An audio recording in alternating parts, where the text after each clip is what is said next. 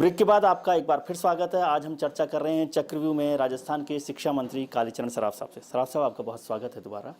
कालीचरण सराफ साहब को राजस्थान में बड़े ताकतवर राजनेता के तौर पर देखा जाता है और ख़ास तौर से इस टेन्योर में माना जाता है कि मुख्यमंत्री वसुंधरा राजे के बाद अगर किसी के पास सबसे ज़्यादा पॉलिटिकल पावर है तो वो सराफ साहब के साथ है। क्या वजह है? अब ये तो आप एसेस करिए, आई कांट से। अब मैं खुद कहूँ कि नहीं I am very much powerful, पर ऐसा कुछ नहीं है कि अब सीएम तो सीएम है और उनके बाद सारे जो मंत्री हैं ऑल आर सीनियर्स, तो ऐसा कुछ नहीं है क्योंकि हमसे सीनियर बहुत लोग हैं। पर ऐसा मैं नहीं मानता कि साहब चलती आपकी है इस सरकार में, ऐसा सुना मैंने। नहीं, तो सबकी चलती है, ऐसा कुछ नहीं है। पर जहाँ तक सवाल है, अब शिक्षा विभाग इतना बड़ा है तो नेचुरली पहले दो अलग अलग विभाग होते थे, शिक्षा मंत्रालय में भी मंत्री अलग अलग होते थे, हायर एजुकेशन के लिए, टेक्निकल एजुकेशन के अलग, जूनियर लेवल पर अलग। अब सब कुछ आपके पास है, इतना बड़ी जिम्मेदारी, इतना बड़ा मंत्रालय, ये देना ही अपने आप में एक मैसेज है कि हु इज़ द पावरफुल। हाँ नहीं, ये तो आदरणीय मुख्यमंत्री जी का प्रेरोगेटिव है कि वो किसको कौन कौन से विभाग देती है। उन्होंने जो जिम्मेदारी दी है उसको बखूबी निभाने की मैं कोशिश कर रहा हूँ और निभाऊंगा। थोड़ा सा ज्ञान हमें भी दीजिए कि मुख्यमंत्री का इतना स्नेह पात्र कैसे बना जाता है? इसने ये तो अब अगली हमारी एफिशिएंसी देखी होगी, वर्किंग कैपेसिटी देखी होगी, उसके आधार पर ये तो मुख्यमंत्री जी बता सकते हैं। आमतौर पे जो आजकल के राजनेता हैं वो अपने कार्यकर्ताओं से दूर रहते हैं और ख़ासतौर से मंत्री बन जाएं, और वो भी कालीचरण सराफ जैसे मंत्री बन जाएं। लेकिन आपके लिए माना जाता है कि जयपुर में आप बहुत पॉपुलर लीडर के तौर पर देखे जाते हैं। और मुझे याद आता है कि एक गिरधारी लाल भार्गव होते थे जिनको लोग कहते थे कि जिसका कोई न पूछे हाल उसके संग गिरधारी लाल। उसके बाद कालीचरण सराफ का नाम आता है कि वो कार्यकर्ताओं की बात की सुनवाई करते हैं और अफसरों की इस मामले में परवाह नहीं करते।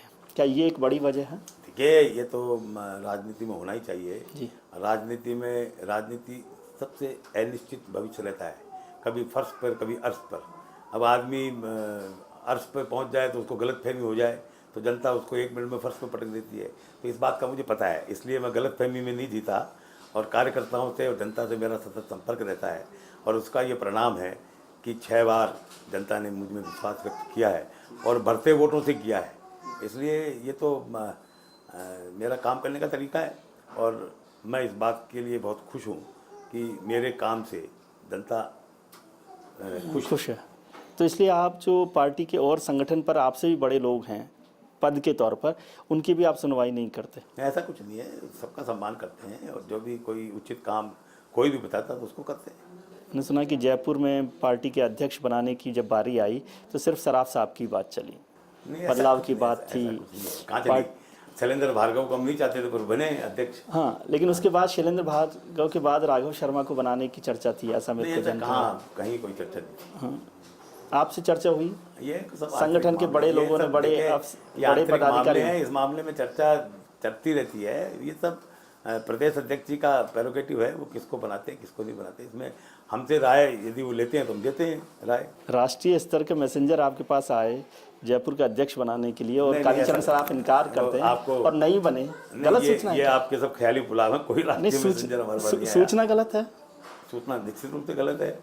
राष्ट्रीय मैसेंजर कौन है भाई हमारे? राष्ट्रीय मैसेंजर नहीं, मतलब राष्ट्रीय पदाधिकारी कह लीजिए। नहीं, जो बातचीत तो चलती रहती है आपस में, राय मशवरा होता रहता है, उसमें जो सबसे अच्छा होता है वो निर्णय होता है।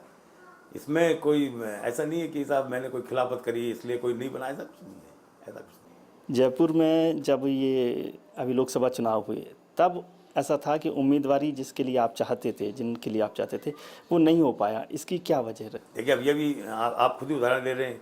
आप कह रहे हैं कि मैं मेरी चलती है, ऐसा नहीं है ना। ये हमारे प्रक्रिया है, उसमें सब अपना अपना विचार रखते हैं, फिर सामूहिक निर्णय जो होता है उसमें ये हुआ ना कि उसमें मुख्यमंत्री जी की जो इच्छा थी वो हो गया।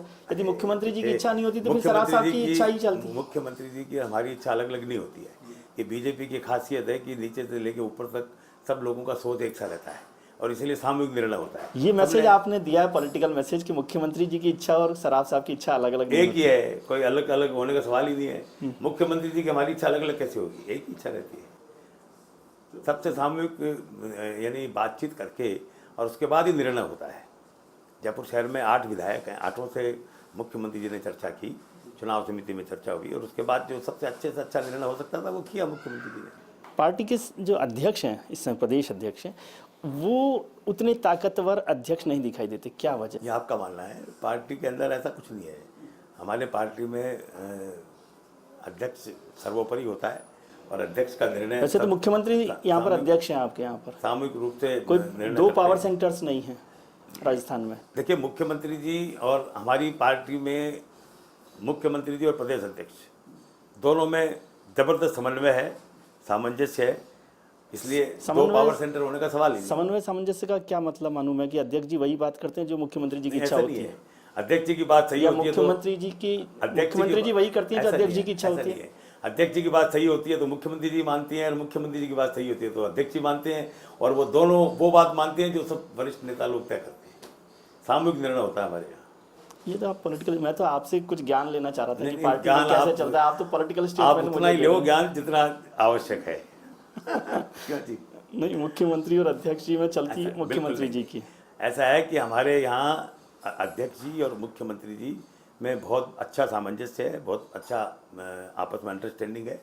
जो अध्यक्ष जी कहते हैं वो मुख्यमंत्री जी मानती है, जो मुख्यमंत्री जी कहते हैं वो अध्यक्ष जी मानते हैं, और दोनों वो बात मानते हैं जो सब लोग मिल करके तय करते हैं, और सब लोग वो मानते हैं जो दोनों लोग मिलकर तय करते हैं। जो फिर निर्णय जो फाइनल होता है वो होता है।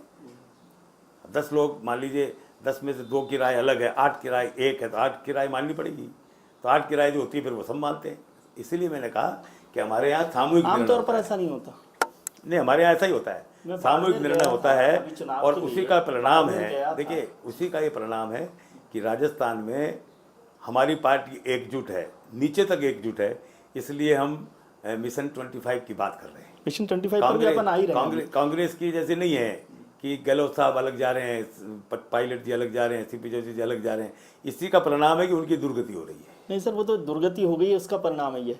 अभी आप सरकार में तो सब लोग आपके साथ चिपके रहते हैं। ऐसा कुछ नहीं है, सरकार में तो जहाँ आ हनी है वहाँ जाए, मनी। कभी सरकार में रहते हैं और कभी नहीं रहते, इससे कोई फर्क नहीं पड़ता। संगठन पर सरकार से कोई फर्क नहीं पड़ता। बाड़मेर गया था तो वहाँ ज़्यादातर लोगों ने कहा कि जो बाड़मेर की बीजेपी यूनिट है उनकी राय थी कि जसवंत सिंह जी को कैंडिडेट बनाया जाए। ठीक है, जिला जो पैनल था उसमें सबसे ऊपर नाम जसवंत सिंह जी का था। देखिए, ऐसा लेकिन है इस पर फैसला नहीं हुआ। फिर कि सुषमा जी ने कहा कि पार्लियामेंट्री बोर्ड में भी इस पर जसवंत चर्चा सिंह नहीं जी का हुई। जहाँ तो तक इसका मतलब सवाल है कि जो मुख्यमंत्री जी ने तय किया जसवंत वही सिंह हुआ। जी के बारे में मैं कोई टिप्पणी करूं तो ये छोटे मुंह बड़ी बात होगी, क्योंकि वो हमारे बहुत ही वरिष्ठ और सम्माननीय नेता रहे हैं, तो इनके बारे में मैं कोई टिप्पणी नहीं करूंगा। पर हमारे यहाँ नीचे से ऊपर तक राय मशवरा होता है, और उसके बाद सेंट्रल पार्लियामेंट्री बोर्ड ने जो भी निर्णय किया वो सबके लिए मान्य सेंट्रल होता है। पार्लियामेंट्री बोर्ड को ने तो मैं तो डिस्कस ही नहीं हुआ। नहीं, कैसे नहीं हुआ? परसों ही मुख्यमंत्री जी का स्टेटमेंट आया जी। कि सेंट्रल पार्लियामेंट्री बोर्ड ने ही ये निर्णय किया। आपने कहा कि जसवंत सिंह जी बड़े नेता हैं, तो क्या उनके फिर से पार्टी में आने की संभावना दिख रही है ये यदि वो तो- जीत जाते तो? ये मेरा विषय नहीं है, ये तो सेंट्रल लीडरशिप सोचेगी। पर इन्होंने जिस प्रकार की अनुशासनहीनता की है, और ये एक बार नहीं, ये दोबारा हुआ है, दोबारा हुआ तो कोई आवश्यक नहीं है कि उनको वापस पार्टी में लिया जाए। और मेरा व्यक्तिगत मानना है कि इस प्रकार के लोगों को लेना भी नहीं चाहिए, नहीं लेना चाहिए। नहीं चाहिए, क्योंकि इस प्रकार से अनुशासनहीनता करते हैं तो उसका पार्टी में कोई स्थान नहीं है, चाहे कितने बड़े नेता हो। जसवंत सिंह जी का कहना था, मैंने उनसे पूछा था कि पार्टी के फैसले को मानना चाहिए, तो उनका पार्टी के गलत फैसलों को नहीं मानना चाहिए। क्या मायने? अभी उनका सोच हो सकता है, मेरा सोच नहीं है।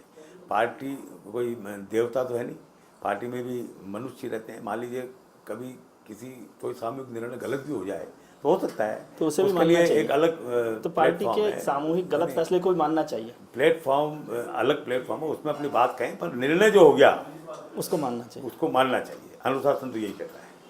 आपने मिशन 25 का जिक्र किया, अब चुनाव तो खत्म हो गए हैं, वोट डाले जा चुके हैं। क्या आपको लग रहा है कि आप मिशन 25 पूरा कर सकते definitely we will win all 25 seats in Rajasthan.